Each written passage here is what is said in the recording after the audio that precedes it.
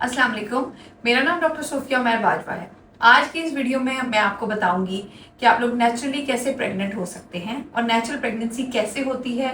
मुझे लगता है कि हर औरत को इस बात का पता होना चाहिए।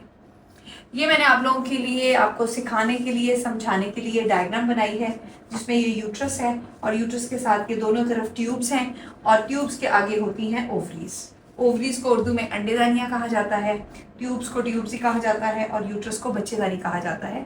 और ये वो निज़ाम है जिससे एक औरत को हमल होता है। एक औरत को हमल होने के लिए क्या होता है?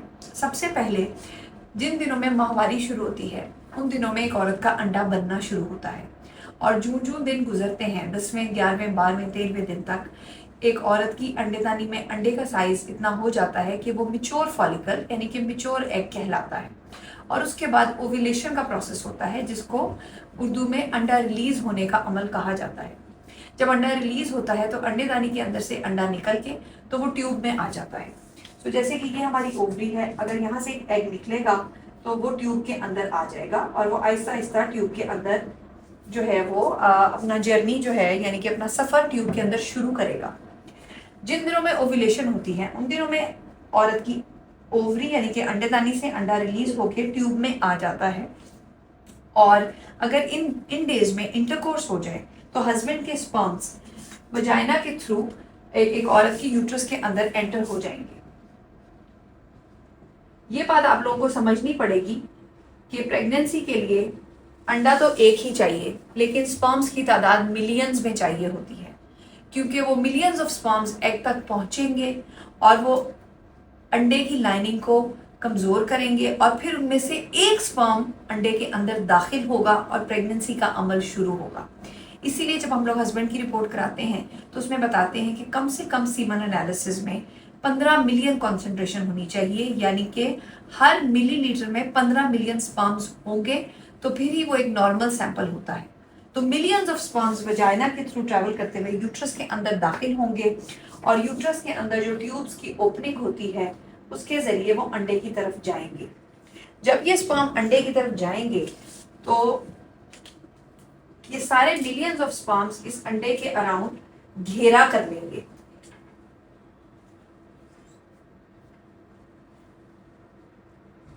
इस तरह मिलियंस ऑफ स्पर्म्स एक अंडे के अराउंड ये घेरा करेंगे और उनमें से सिर्फ एक स्पर्म होगा जो अंडे में दाखिल होगा और बाकी सारे स्पर्म्स उस एक स्पर्म को दाखिल होने में मदद करेंगे।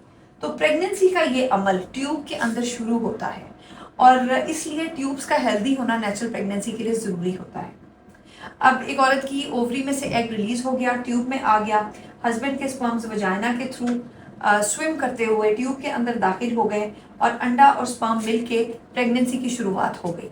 उसके बाद अंडा और स्पर्म जब एक दूसरे से मिलते हैं तो एम्ब्रियो की डेवलपमेंट स्टार्ट होती है। ये काम आईवीएफ लैब में भी किया जाता है और नेचुरल प्रेगनेंसी में एक औरत की बॉडी के अंदर ट्यूब में स्टार्ट होता है और आहिस्ता आहिस्ता 4 से 5 दिन के बाद अंडा और स्पर्म एक ब्लास्टोसिस्ट एम्ब्रियो बना देते हैं और वो ब्लास्टोसिस्ट एम्ब्रियो यूट्रस के अंदर ट्यूब जो है वो इस एम्ब्रियो को पुश करती है यूट्रस की तरफ और जब वो यूट्रस के अंदर दाखिल हो जाता है ब्लास्टोसिस्ट एम्ब्रियो 5वें 6ठे दिन वहाँ पे जाके फिर ये यूट्रस की इंटरनल लाइनिंग के अंदर, ये यूट्रस की इंटरनल लाइनिंग है जिसको एंडोमेट्रियम कहते हैं हम लोग, इंग्लिश में मेडिकल ज़बान में इसको एंडोमेट्रियम कहा जाता है। और इसके अंदर ये एग और स्पर्म से खूबसूरत सा ब्लास्टोसिस्ट एम्ब्रियो बन जाएगा और ये आके इस यूट्रस की लाइनिंग के अंदर इम्बेड हो जाएगा। और अगर ये काम हो जाए तो इसको प्रेगनेंसी कहते हैं, इसको एक हेल्दी प्रेगनेंसी कहते हैं। अगर ये हमारे ट्यूब में ही ठहर जाता तो इससे एक्टोपिक हो जाती, यानी कि ट्यूब में प्रेगनेंसी हो जाती। लेकिन नेचुरली नॉर्मली ये चीज़ जो है वो एम्ब्रियो जो है वो ट्रैवल करता हुआ यूट्रस में आ जाता है और एक फर्टिलाइज्ड एग यूट्रस के अंदर जब आता है तो वो ब्लास्टोसिस्ट बन जाता है और ये ब्लास्टोसिस्ट एम्ब्रियो यूट्रस के अंदर इम्प्लांट हो जाता है, यानी कि यूट्रस की जो इंटरनल लाइनिंग होती है उसके अंदर अपनी जगह बना लेता है और इसको प्रेगनेंसी कहते हैं। सो ये एक सारा अमल है जो एक औरत को लाजमी पता होना चाहिए कि उसके जिस्म में ऐसा क्या प्रोसेस होता है जिससे वो प्रेग्नेंट होती है। इस सारे अमल के होने के लिए दोनों अंडेदानियों में अंडों का होना और इन अंडों का एक अच्छा हेल्दी अंडा प्रोड्यूस करना अहम है। ट्यूब्स का हेल्दी होना ज़रूरी होता है, हस्बैंड के स्पर्म्स का हेल्दी और एक्टिव होना ज़रूरी होता है और स्पर्म और एग ट्यूब में मिलते हैं और प्रेगनेंसी का प्रोसेस स्टार्ट होता है और फिर ये प्रेगनेंसी यूट्रस के अंदर आके इम्प्लांट कर जाती है। जब तक ये यूट्रस के अंदर इम्प्लांट करती है, इन दिनों में आपका पीरियड मिस हो जाएगा और फिर अगर आप प्रेगनेंसी टेस्ट करेंगे तो वो पॉजिटिव आएगा, क्योंकि जब ये प्रेगनेंसी इम्प्लांट हो जाएगी तो ये एक हार्मोन प्रोड्यूस करती है जिसको बीटा एचसीजी कहा जाता है। और ये वाला जो हार्मोन है ये यूरिन या ब्लड में आप टेस्ट कर सकते हैं। यूरिन टेस्ट भी आप करेंगे तो आपका पॉजिटिव आएगा, ब्लड टेस्ट करेंगे तो इस हार्मोन की मिकदार पता चलेगी, जिससे ये पता चलेगा कि आपको प्रेगनेंसी है। बीटा एचसीजी की वैल्यू तकरीबन 1500 से जब ऊपर हो जाती है, 1500 से जब ये तजावुज कर जाएगी, तो फिर ये pregnancy transvaginal scan internal ultrasound पे दिखनी शुरू हो जाएगी और उस वक्त अल्ट्रासाउंड के अंदर ये प्रेगनेंसी का सैग दिखना शुरू हो जाएगा। तो आज की इस वीडियो को मैं समराइज करूंगी कि नेचुरल प्रेगनेंसी होने के लिए फीमेल की ओवरीज यानी कि औरत की अंडेदानियों से हेल्दी अंडा निकलता है, वो अंडा ट्यूब में जाता है, वहाँ पे हस्बैंड के स्पर्म वजाइना से स्विम करते हैं यूट्रस के अंदर और यूट्रस के थ्रू वो भी ट्यूब तक पहुँचते हैं।